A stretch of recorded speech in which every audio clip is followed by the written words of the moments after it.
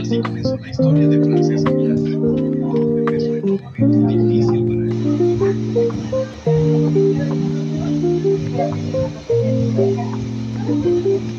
Que dejar el celular botado por ahí. Ya me mojaste. ¿Estoy yo?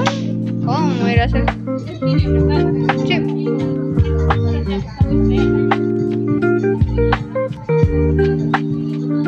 Es agua.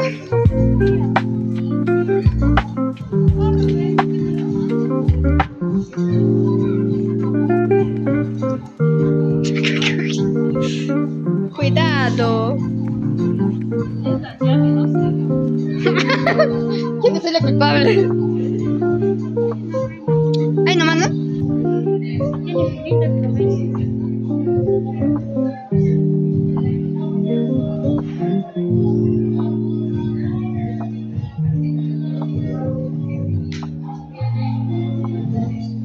¿Cuáles son los réditos? No sé, yo no veo ningún rédito. Ya.